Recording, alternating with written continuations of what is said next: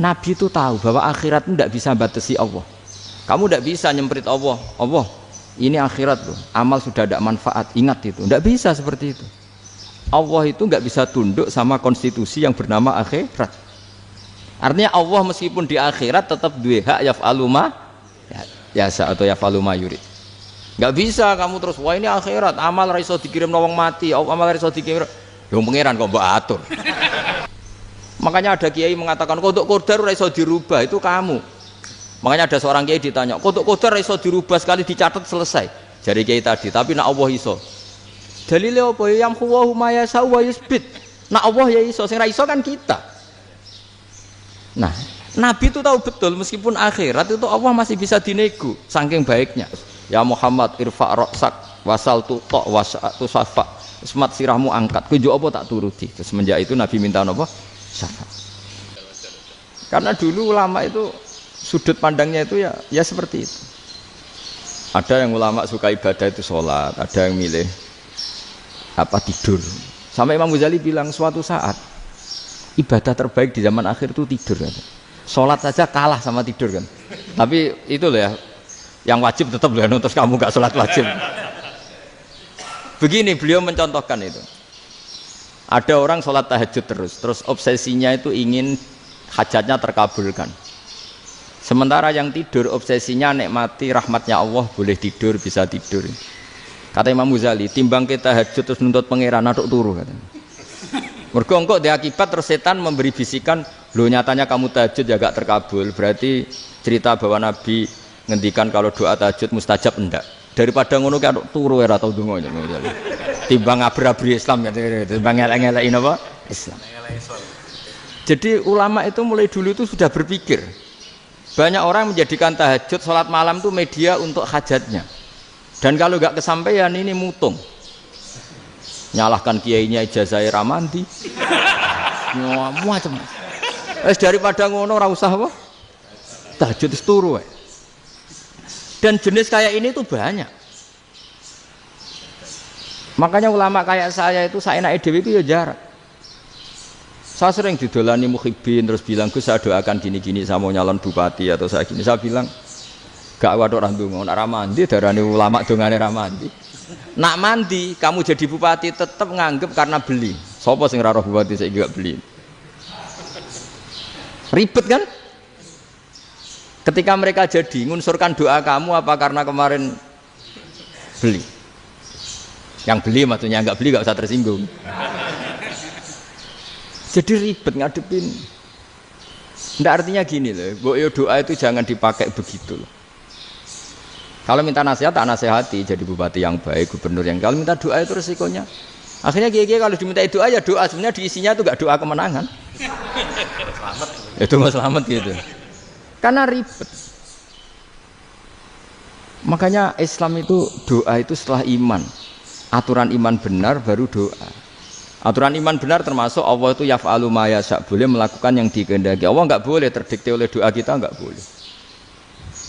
Ya saya ulang lagi ya, mazhab Hasan Asyadzili ini khas kita. Jadi la ilaha illallah itu didahulukan sebelum istighfar. Tapi kebalikannya mazhab Imam Sanusi itu dibalik. La ilaha illallah itu kalimat yang sakral. Karena yang sakral dibutuhkan muqaddimah, yaitu yang melafadzkan harus yang sudah bersih, yang sudah steril baru melafadzkan la ilaha illallah. Maka dalam mazhab Sanusiyah istighfar dulu baru la ilaha illallah. Nah cara mazhab Abu Hasan Asyadzili kebalikan, istighfar itu sah setelah sahnya tauhid. Kamu ikut mana tuh? Asyadzili apa Sanusiyah? Alhamdulillah sama-sama tidak paham ya sudah. Akhirnya sudah. Ya saya nggak kemana-mana kan. Jadi apa ya? Terus ini saya teruskan ini biar khas pesantren atau khas NU lah, kalau bahasa Pak Rektor khas NU.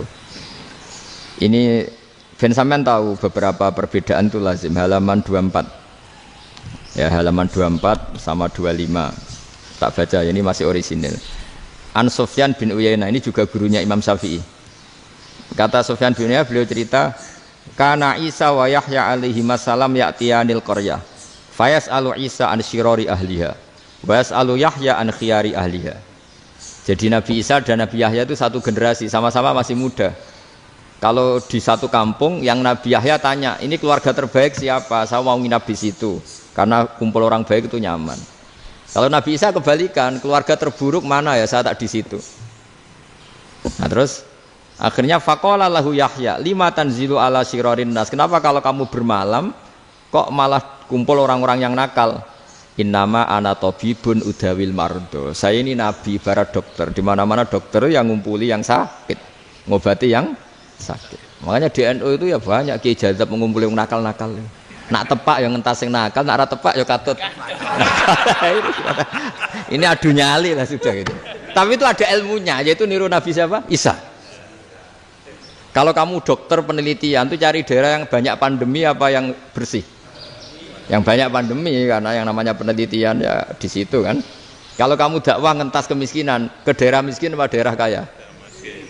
Nah, sama kalau ngentas kefasikan, ke daerah fasik apa daerah orang soleh?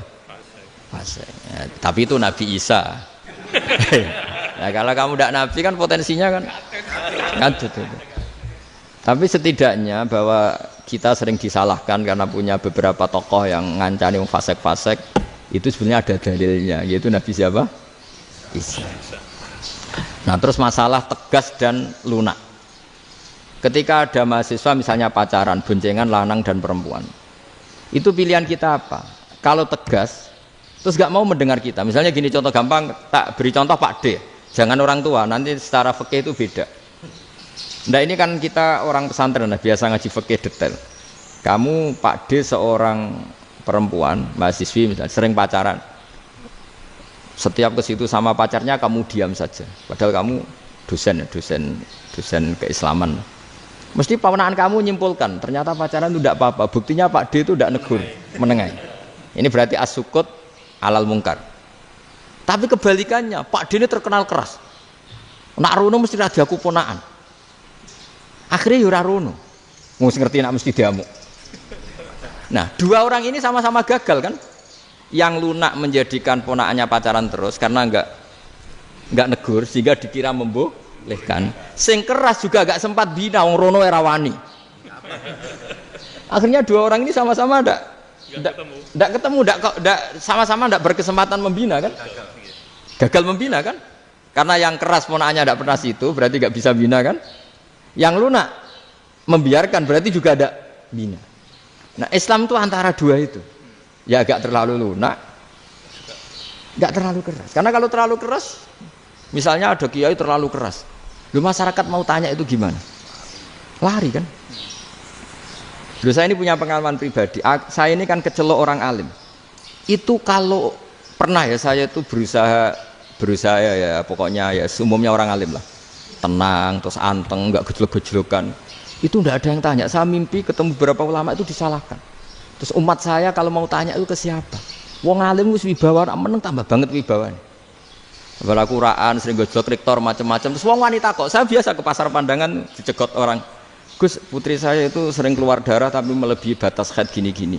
Kalau badhe sowan jenengan, gak usah sowan ning kene mbek ngadeg-adegan. Terus tanya, yang haid berapa hari, Gus? Ya supaya rudat ilal adat. Adat sebelum dia punya penyakit istighadah itu berapa? 6 hari ya sudah, kembali 6 hari lainnya mustahadah, tetap sholat, tetap normal. Tapi kalau saya wibawa, moro pasar gue tasbih seduwilu. Iku mesti wong salaman njaluk donga yakin. Tapi baru kayak rada uraan ketemu wong-wong, dol pening ndi? Mak pening ndi? Gus beneran Gus ketemu jenengan kula wingi badhe tua kok. Akhirnya tanya. Dadi uraanku iku amdan. Lho nek sampean asli, iki asli uraan. Karena ndak uraan lah tetap ndak wibawa kan. Jadi baru kayak uraan itu ya banyak. Saya itu kalau ngantor di Jogja itu banyak orang yang tanya. Ya biasa tuh tanya macam-macam. Karena saya uraan. Ke pasar ya orang, bahkan di bis sering ketemu orang. Wah beneran Gus kalau badhe sowan jenengan badhe tanya ini. Ya sudah di sini aja.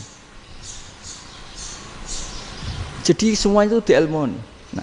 Nabi itu punya sisi yang dua-duanya jalan. Memang beliau luar biasa, dipilih Allah yang luar biasa. Nabi ketika wibawa itu banyak sahabat yang bahkan mengenali wajahnya aja tidak bisa. Ka'anna ala ru'usihim at-tayr. Bayangannya seakan-akan di kepalanya itu ada burung yang takut terbang. Saking antengnya. Tapi Nabi sekali mengeluarkan job, sekali santai, itu sahabat tanya itu sampai yang nggak pantas ditanyakan. Nabi saya tadi kumpul istri saya, tapi tidak inzal, itu wajib mandi ndak. Aro'aita law anna ahadana ya'ti imra'atahu wa lam yunzil. Itu ya ditanyakan. Nabi pun kumpul itu betul saged inzal sepundi. Guys betul lagi. Terus ya ada yang tanya macam-macam. Ya saking ada sahabat dipanggil Nabi tambah lari, dipanggil lagi tambah lari. Panjenengan nyeluk, oh pas kula kumpul bojo kula. Lah kula kuwatir jenengan orang suci, saya belum mandi, makanya saya lari. Nabi ngendikan innamal mukmin thahir, ya nak masalah ketemu kiai ra apa-apa ijek junub. Sementing kok nak salat ya adus sik. Tapi Nabi sekali pakai madzahirul jalal, tapi pakai wibawanya, itu orang nggak berani ngomong. Tapi sekali Nabi rileks, itu orang bisa tanya apa saja, termasuk halal yang nggak pantas. Lalu ada sahabat itu tanya lucu, tanya Maimunah. Maimunah itu ya cantik tapi sudah agak tua lah. Maimunah, ya umal mukminin, hukumnya ngambung bojo pas Ramadan ubi. Wah gak roh aku, gak tahu diambung kan Nabi pas Ramadan. Tanya Saudah, wah malah ngarah diambung kalau Saudah itu kan istiwa itu. Lucunya istrinya dia jawab, tanya Aisyah yang mungkin Nabi, iya yang mungkin tanya Aisyah. Itu yang usul ya istrinya Nabi Maimunah. Selalu Aisyah, tanya be Aisyah. Ya Amirul ya umal mukminin gini-gini. Aisyah yang cantik masih perawan kan. Qabbalani Rasulullah bahwa oh Nabi biasa ngambung-ngambung pas Ramadan dan beliau tetap puasa. Akhirnya fakih ngarang kan wa takbil fi Ramadan wa tublah la tubtilu shauma ngambung ora. Iku ya udah biasa di sini. Ya nasi bojone ayu. Ndak ini artinya seasik itu. Jadi garwane Nabi sing ngrasa rodok tuwa. Wah, aku ora tahu. Kok Aisyah. Serilek itu dulu itu. Maksudnya orang-orang Islam pertentangan itu. Maksudnya ini ya balik semua ini bedanya orang pesantren sama orang kampus. Kalau orang kampus mau cerita agama itu rahmatan lil alamin, tapi nyontokno rileke ora iso. Agama itu rilek, tapi nyontokno rileke ora iso. Mergo ya rapati ngaji. Contohnya ora iso, dadi mau gawe kaidah kok Islam itu rahmatan. Jadi Nabi itu lah, Allah juga gitu. Allah itu kalau sudah memperlihatkan madzahirul jalal, itu mbok malaikat Jibril rawani. Ketika Allah dengan madzahirul jalal. Tapi kalau Allah dengan madzahirul jamal, madzahirul apa? Jamal. Iku yo gojol-gojol kan ambek makhluke gojol. Yo buli-bulian cara sakniki. Ya sampean delok ning hadis syafaat itu, akhiru man dakhalal jannah atau akhiru man kharaja minan nar itu di beberapa judul. Ada seorang rojul yang ahli neraka ya, dintas mbek pangeran terus ditudono swarga. Gusti, swarga sengiler tok ora wong wayu roh wis ngiler tok. Ngerjaluk Gusti mosok roh tok ora oleh mlebu. Jarimu asal mlebu metu kon neraka ora jaluk-jaluk meneh. Sumpah lho ya, gak jaluk apa-apa meneh. Mboten Gusti. Sekali saya keluar dari neraka ndak akan minta apa-apa lagi. Wis. Wallahi, wallahi. La as'alu ghairaha. Maksudnya ghaira khuslah, ghaira tilkal khuslah. Ya niku pokoke selain keluar dari neraka saya ndak akan minta lagi. Didono swarga wong do kelon seru wibet kan. Sing bojone elek kan dendam dadi ini swarga iku. Swarga wis macam-macam. Gusti mosok roh tok ora oleh mlebu. Jarine janji ra njaluk meneh. Akhire ya wis didelokno neraka. Jadi pangeran jawabe gampang didelokno neraka. Roh neraka begitu menyakitkan, begitu ngeri. Sudah Gusti saya ndak minta surga, sementing nggak masuk neraka. Rabbana srif anna adzaba jahannam. Setelah lama itu diadepno swarga njuk mlebu swarga, terus diadepno neraka. Akhirnya ya sudah. Saiki mlebu swarga gak apa-apa. Iku jawabe lucu. Atas taziu jenengan ngenyek kula. Wong karuan ra di swarga kok mlebu swarga. Terus akhirnya mlebu swarga, bareng mlebu swarga tamanna, sangen-angen sing mbok jaluk apa? Bareng angen-angen yang indah-indah, laka wa asratu amsal ya siku tak turuti wa asratu amsalih lan lipatan ke-10. Jawabe wong lanang ya lucu. Atas taziubi wa anta rabbul alamin. Jenengan pangeran kok ngenyekan. Maksudnya wis karuan aku ora pantes. Terus jare pangeran, la astaziubika walakinni alama asya'u qadir. Aku gak ngenyek kowe, pancen aku pangeran. Nuruti kowe iku iso. Jadi Allah sendiri ketika dengan madzahirul jamal itu malaikat ya ono sing wani bantah. Masyhur itu kan malaikat sing bantah pangeran atas alufia mayufsidu fiha wasfikut. Karena Allah dengan madzahirul jamal. Sing paling masyhur Nabi Musa. Nabi Musa itu ketika Nabi Mi'raj. Nabi Mi'raj itu beliau kira-kira di langit keempat lah yang masyhur atau kelima. Ngelangkai. Nabi Musa nangis, ya Rabbi ini apa-apaan? Orang sing ja'a ba'di kemudian melangkai makom saya ini apa-apaan? Jadi Nabi Muhammad kan apapun hebatnya kan junior. Kok melangkai makom saya ini apa-apaan? Enggak fair. Sampai Nabi Muhammad itu tanya gini sama Jibril. Reaksi Allah gimana ketika melihat Musa seperti itu? Jawab malaikat Jibril lucu. Ya roh khiddatahu. Allah sapal gayane Musa. Biar. Jadi lucu. Ya dibiarin aja sama Allah. Tapi wong jenenge Nabi Musa itu kekasihnya Allah. Tetap berkah bagi kita. Betul. Ketika setelah Mi'raj diwajibkan sholat 50. Gentena Nabi Musa kelihatan nabinya. Sebenarnya Nabi Musa itu sebetulnya loh, enggak nguntungkan kita sebetulnya. Tapi yang nguntungkan. Sebenarnya enggak niat nguntungkan kita, tapi nguntungkan. Nabi Ibrahim kan di langit ke-6, keren lah. Konti jong ketemu Allah ngeten-ngeten kan sholat 50. Karena Nabi Ibrahim terkenal Nabi baik enggak bantah. Bareng Nabi Musa. Kenapa diceluk pangeran? Kula akan salat ping 50. Inna ummataka la tutiku dzalik. Wah, gak kuat umatmu. Serai-rai gak umatmu ora ngarah kuat 50 rokaat. Tapi sebenarnya Nabi Musa itu niatnya bukan membela kita. Fa inna ummati la umatku sing gagah-gagah ra iso meneh umat. Berarti sebetulnya ya itu masih pakai gengsinya gitu. Wes ngono-ngono lah sementing kita untung. Sebetulnya dia itu enggak terima wong umat saya aja yang lebih kuat. Enggak kuat apalagi umatmu. Lah terus sebutin irji ila rabbika fas'alhu takhfif. Itu berarti Allah dengan madzahirul jamal. Sudahlah, datang ke Allah minta keringanan. Allah itu baik. Minta, ambek Allah ya diringanan mau 5 tok. Jadi cek 45. Balik Nabi Musa, piro 45, cek ra kuat umat. Wong umatku ora kuat. Jadi sebenarnya dia bilang umatku ora kuat. Lho cara Nabi Muhammad model wong Malang, yo beda umatku mbek umatmu. Ribet kan? Beda. Lho Nabi Muhammad kan enggak seperti itu kan? Enggak punya akhlak Malang kan? Akhlak. Maksudnya akhlaknya mujur itu loh, akhlak yang baik gitu loh. Ya, akhlak yang mujur lah, bukan yang Malang gitu. Jadi Nabi ya manut. Tinggal 40 kan, dikurangi lagi 35 sampai 9 kali kan? Masyhur itu. Ya kan kalau dikurangi 55 kan berarti turun naik kan 9 kali. Lalu itu setelah 5 itu Nabi Musa cek usul, masih ragu. Iku cara Nabi munggah nentek ya. Ini entek ya. Terus iya doa tuntas betul. Sebebas. Terus munggah ado-ado lha opo? Ngapain itu? Akhirnya Nabi Muhammad sudah sampun ya kalimah Allah, saya ini malu sama Allah Musa. Sudah 9 kali dan diturutin terus. Jadi Allah kalau dengan madzahirul jamal itu Nabi Musa biasa nego sama Allah. Tapi ketika Allah dengan madzahirul jalal itu Nabi Musa enggak berani. Yaitu di hadis syafa'ah. Hadis syafa'ah ketika manusia datang ke Nabi Adam, ya tuna Adam. Ya Adam anta abul basar ngene isfa'li lana inda rabbik. Kamu saya minta mensafaati kita. Nabi Musa, Nabi Adam inna rabbi qad ghadibal yawma ghadaban lam yaghdab qablahu mislah wa la yaghdab ba'dahu mislah. Ini Allah sedang murka besar dan tidak akan murka seperti ini lagi. Sudah saya tidak berani, nafsi.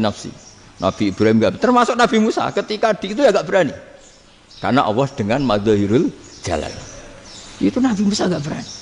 Sudah saya sendiri itu pernah salah.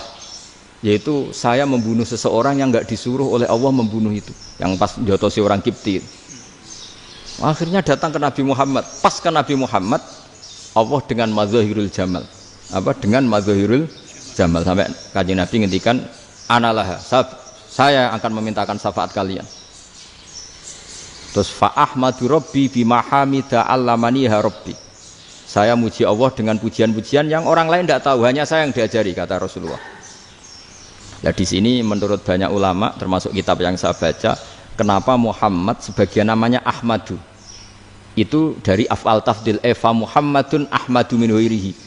Muhammad Rasulullah itu kalau muji Allah di atas cara mujinya Nabi yang lain. Jadi Ahmadu bukan dari fi'il mudhari' lil mutakallim tapi dari af'al apa? Tafdil. Fa Muhammadun Ahmadu min ghairihi. bahwa Kanjeng Nabi Muhammad sallallahu alaihi wasallam itu cara mujinya Allah di atas pujian para nabi. Makanya di sini Sayyid Ali Zainal Abidin kalau muji hamdal hamidin wa fauqa hamdil hamidin. Jadi pujian saya ini di atas rata-rata cara mereka apa? Memuji. Yaitu sirinya apa? Nabi itu tahu bahwa akhirat itu tidak bisa batasi Allah. Kamu tidak bisa nyemprit Allah. Allah, ini akhirat loh. Amal sudah tidak manfaat. Ingat itu. Tidak bisa seperti itu. Allah itu nggak bisa tunduk sama konstitusi yang bernama akhirat. Artinya Allah meskipun di akhirat tetap duwe hak yaf'alu ma yasa atau yaf'alu ma yurid. Nggak bisa kamu terus wah ini akhirat amal ra iso dikirim wong mati, amal ra iso dikirim. Lho pangeran kok mbok atur. Kalau kita yang mengirimkan tidak bisa, tapi kalau Allah tetap bisa. Makanya ada kiai mengatakan kodok qadar ora iso dirubah, itu kamu. Makanya ada seorang kiai ditanya, kodok qadar ora iso dirubah sekali dicatat selesai. Jadi kiai tadi, tapi nak Allah iso. Dalile apa ya yamhuwa ma yasha wa yusbit. Nak Allah ya iso, sing ra iso kan kita. Nah, Nabi itu tahu betul meskipun akhirat itu Allah masih bisa dinego saking baiknya. Akhirnya Nabi sujud, masyhur itu terus, ya Muhammad irfa' ra'sak wasal tuqa wasatu safa. Semat sirahmu angkat, kowe yo apa tak turuti. Terus semenjak itu Nabi minta napa? Syafaat. Jadi makanya terus banyak GNU sing wis macam-macam lah. Sing ana sing potongane wedi terus hati-hati. Iku berarti makome Madhahirul Jalal. Ana sing amen guyon nek makome Madhahirul Jamal. Ana sing ra jelas ngene iki, sing ra jelas. Nak guyu buanter kok nak nangis yo buanter. Jebule urusan utang. Lah ini sudah yang udah. Jadi makanya yang rileks saja. Sebenarnya agama ini santai, rileks karena agama ini harus bifarohin wasururin. Enggak boleh agama ini dibawa dengan kekerasan, dengan antisosial. Karena agama ini harus kul bi fadlillah bi rahmati fa bidzalika falyafrahu, harus senang, harus rileks. Makanya saya jadi kiai itu senang takutnya gini. Sekali saya tidak senang jadi presiden buruk. Ternyata jadi wong alim ora enak, itu contohnya. Sampean merengut terus uripe susah, nanti orang tidak berani jadi orang alim. Makanya saya akan buktikan bahwa saya lebih bahagia dibanding rektor. Nanti orang ingin jadi rektor semua, nggak ingin jadi orang alim. Iya, makanya ini kan bentuk kearifan lah. Jenengan ngakui fungsi kiai kayak saya itu bentuk kearifan. Saya juga ngakui jenengan itu butuh kearifan. Saya sering didolani KUA itu rata-rata ya didikan kiai. Kompilasi hukum Islam itu banyak ya, janda cantik. Contohnya harus cantik, kalau jelek nggak mungkin terjadi kan. Ada janda cantik kebetulan suka kawin tapi takut zina. Saya ulang lagi, suka kawin tapi takut. Itu seringnya gitu Pak Rektor. Jadi dia kawin bosen, bilang ke KUA, Pak saya sekarang mau nikah sama ini. Loh, tapi kamu mau punya suami. Ya tapi kan nggak tercatat Pak. Itu KUA-nya rata-rata itu nggak berani. Meskipun nggak tercatat, karena secara fikih meskipun nggak tercatat tetap dia seorang perempuan yang bersuami, maka nggak boleh nikah sama orang lain. Tapi secara hukum santri nggak bisa dong menikahkan perempuan sing dzati zaujin yang punya suami. Jadi ini barokahnya kerjasama yang baik. Jadi di masyarakat itu tertanam didikan kiai nggak boleh nikahkan perempuan yang bersuami. Tapi di KUA ngikuti hukum formal. Dan di Indonesia itu KUA itu rata-rata konsultasinya ya sama kiai, sehingga ya nggak berani akhirnya meskipun aku udah mlebu rokok gak iso. Dan itu banyak. Seorang lagi ya, makanya ini kan pesantren itu nggak boleh mati. Orang kiai-kiai kayak saya nggak jelas-jelas itu harus lebih jelas lagi. Karena ini yang on time, yang online, yang siapa saja bisa tanya. Saya itu SMS saya itu nggak punya HP WA. HP jadul itu SMS-nya tiap hari tak berapa, orang yang tanya dari Kalimantan, dari Aceh. Gus di kampung saya ada masjid 2 itu yang Samana, ada yang dari orang perkotaan, Gus di perumahan baru ada masjid, yang Jumatan baru orang 12, sah enggak? Ya langsung saya jawab, sah. Dalilnya ini. Ya sudah, nah, tapi kata Imam Syafi'i gini harus orang 40, itu madzhab Syafi'i, dalam madzhab yang lain gini-gini. Itu kalau tanya rektor itu kan ribet. Masuk ajudan dulu, asisten dulu, panjang.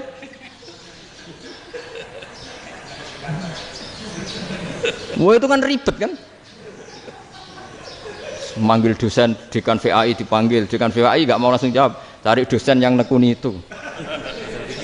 Usul fikih, saya nekuni itu baru seminar, nunggu dulu Mbak, ini orangnya baru. Panjang kan. Bisa tutup Islam kalau kesuwen. Coba kalau tanya kiai kan enggak ketemu di jalan. Dulu Mbah Zubair kata Mbah Mun, saya termasuk santri yang diapresiasi Mbah Mun. Dhisik Mbah Zubair yang ngono, anak nong takok pesuan gak oleh. Gak takok ning kene. Jangan biasa ditanya orang ngadeg-adegan. Ya alhamdulillah ilmunya cukup, kalau gak cukup ya kok sik. Jadi sebetulnya orang sopan itu ya agak-agak ada yang ditutupi sebetulnya. Mboten prayogi teng dalan nginjang mawon matur. Ya sebetulnya sebenarnya memang ilmunya agak cukup gitu. Tapi itu sebenarnya secara fikih itu haram, menunda itu haram. Ya haram tuh, coba bayangkan ya, kalau tanyanya sekarang, Gus saya ini sudah keluar darah 1 bulan penuh, padahal normalnya hanya 6 hari. Saya nanti sholat enggak? Kalau nginjang mawon dugi kula, berarti kan hari ini belum ada keputusan. Sholat apa enggak kan? Tapi karena modus tadi, boten prayogi nggih ngendikan ngoten teng dalan nginjang tengen kula. Itu kemungkinannya 2, sopan atau goblok itu saja. Kayaknya kalau sopan enggak lah. Kayaknya enggak lah kata saya. Karena secara fikih itu jelas haram. Bagaimana mungkin sesuatu yang harus dipraktekkan nanti duhur dijawab besok, berarti duhur, asar sampai subuh belum ada jawaban, berarti nggak ada sholat kan? Ya, makanya dibutuhkan orang-orang alim yang kultural seperti ini, dan NU menghormati kultural. Tapi Mbah Mun juga sangat menghormati Islam formal, karena tadi produk-produk formal itu bisa dilembagakan oleh negara, dan itu kita ikut untung. Makanya Mbah Mun itu kalau punya tamu KUA, punya tamu polisi sampai pejabat itu. Kenapa saya contohkan KUA? Supaya jangan kira seperti pendapat orang-orang hasud, wah ya mesti aja disolani presiden seneng, menteri seneng. Enggak juga, sebenarnya semua kiai itu mulai KUA sampai polisi, polsek, polres itu seneng semua, karena sama-sama diajak mengawal bangsa ini, diajak mengayomi semua masyarakat. Tapi kadang-kadang masyarakat ngeritiknya, jenenge kiai disolani menteri ya seneng, presiden, padahal yang sowan kiai itu ya mulai KUA, kapolsek, kepala desa, RT, mudin. Itu mudin kalau tanya ya lucu-lucu. Gus kalau nate nyembelih pitik kemanian, pitike go gede man. Akhirnya wis ngerti nak kemanian langsung tak sebelah meneh. Terusane ku sah ta ora. Ribet. Ya tak jawab, lah pitike pas iku jek urip ta ora? Terus urip Gus. Wis sah cara mazhab Malik jek urip. Karena itu ada perdebatan antara mazhab Malik dan mazhab Syafi'i. Nah cara Imam Syafi'i itu agak ketat. Hewan yang punya kehidupan sudah mutharibah, misalnya ayam jago, contohnya harus jago, karena kalau ayam kecil diikhlaskan haram. Jadi yang cilik wae kan gitu. Fikih itu ya, fikihnya orang Indonesia itu pecundang. Kalau ayam kecil nggak ditanyakan, mate ra wis. Kalau jago ditabrak truk kejet. Andai kan nggak disembelih pun mesti mati. Itu cara mazhab Syafi'i itu haram. Karena penyembelihan ini tidak menjadi penyebab kematian, tapi memang karena kecelakaan tadi. Jadi cara mazhab Imam Malik enggak. Andai kan enggak disembelih, matinya kan 2 menit lagi atau 1 menit lagi. Andai kan enggak disembelih, berarti mati sekarang itu bawaan peso apa bawaan kecelakaan? Ya sudah halal gitu caranya. Nah akhirnya ya saya bilang ya sudahlah kita semuanya Malik. Jadi cara debat, cara Imam Syafi'i enggak, cara berpikir itu sudah tidak kehidupan yang normal. Yang dimana-mana penyembelihan itu mematikan yang hidup normal. Jadi agak ketat. Sehingga dalam contoh kemanian, kalau dalam bahasa Jawa nyembelih agak sempurna terus pesonya jatuh atau apa itu, kalau pakai mazhab Syafi'i agak kesulitan. Jadi kalau mazhab Malik asal diselesaikan secara fauron, dan juga sebagian mazhab Syafi'i itu halal. Nah orang mesti tanya gitu, Gus, wedhusku tabrak truk, man Gus kejet. Nak pitik cilik ra ditakokno. Makanya termasuk kritiknya Mbah Mun, tapi ini mazhabnya Mbah Mun ya. Kamu boleh ikut boleh ndak, karena ini urusan ndak penting. Dewe wong-wong lucu, nak ditakoki yuyu muni haram mergo amfibi. Yuyu ngerti ya, Man? Yuyu nggih. Tapi nak ditakoki kepiting muni halal. Mergo nak yuyu haram gak eman, nak kepiting eman. Padahal alasannya coba, kenapa yuyu haram? Karena amfibi kan, bisa di air. Pertanyaannya, kepiting seperti itu ndak? Nah, tapi kepiting kalau haram kan eman. Karena besar kan. Kalau yuyu silahkan haram kan gitu. Artinya apa? Fikih kita ya agak-agak pecundang gitu, agak-agak Pertimbangan. Iya, ini lucu kan? Kualitatif. Coba alasannya yuyu haram karena apa? Ambibi kan? Hidup dua alam. Pertanyaannya kepiting seperti itu enggak? Iya. Iya, kenapa kalau orang tanya, yuyu haram apa halal? Rata-rata jawab haram. Tapi kalau kepiting mulai khilaf. Loh mestinya kan sama kan? Nah itu Karena unsur imannya. iya tadi. Saya juga sering melihat tonggo-tonggo itu. Ayam cuwilik sakmene ketabrak truk, enggak ada yang tanya. Tapi saya pernah jalan-jalan di Naruan sini. Ono jago ketabrak, sing duwe langsung marani kula pas saya naik motor. Gus ini halal apa haram? Nak langsung kula sebelah halal apa haram? Wis kanggo kowe halal kanggo halal. Karena saya tahu tak jawab haram mesti kecewa itu. Aduh.